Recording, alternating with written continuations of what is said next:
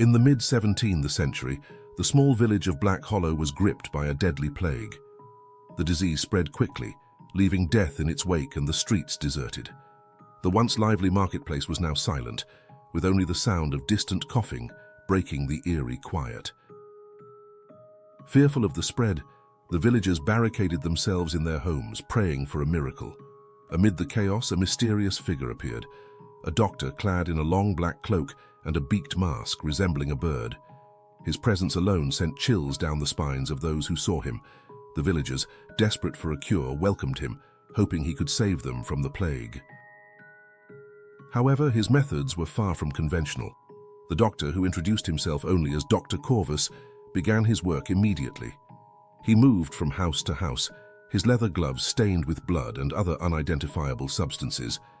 Instead of offering the usual remedies, he performed strange rituals, chanting in a language no one recognized. He used odd tools, some of which looked more like instruments of torture than medical devices. Villagers whispered about his methods, their unease growing with each passing day.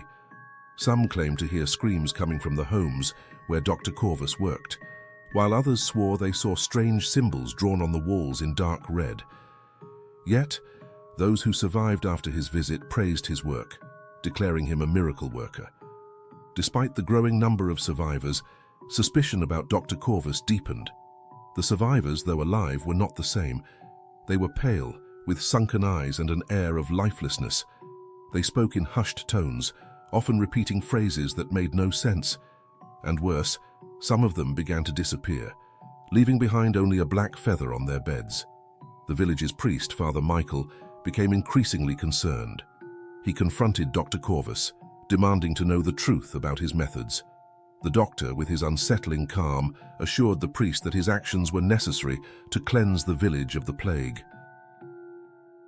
But Father Michael could not shake the feeling that something was deeply wrong. Determined to uncover the truth, Father Michael began investigating the homes where Dr. Corvus had worked. What he found was beyond his worst nightmares. Hidden beneath floorboards and behind walls were grotesque remains, half-decayed bodies with strange, unnatural growth sprouting from them. The air was thick with the smell of rot and something else, something ancient and malevolent. In a small hidden chamber, Father Michael found Dr. Corvus's journal. The entries were filled with descriptions of dark rituals, experiments on the living and the dead, and the doctor's obsession with defeating death itself. The final entry revealed the horrifying truth. Dr. Corvus was not trying to cure the plague. He was using it to harvest souls for a dark purpose. With the journal in hand, Father Michael confronted Dr. Corvus in the village square.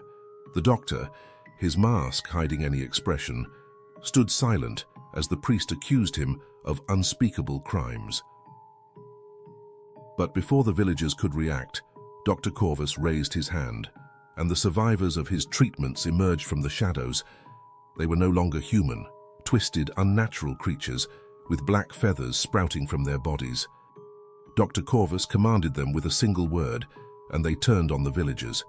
Panic erupted as the creatures attacked, their strength and speed unmatched. Father Michael, clutching a crucifix, recited prayers as he fought to protect the villagers.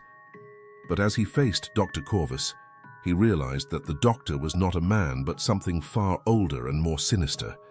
The doctor removed his mask, revealing a face that was not of this world, an amalgamation of human and bird with eyes that gleamed with malice.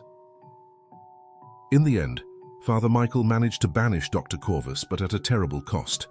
The village of Black Hollow was left in ruins, with only a handful of survivors. The plague receded, but the scars it left behind were far deeper than anyone could have imagined.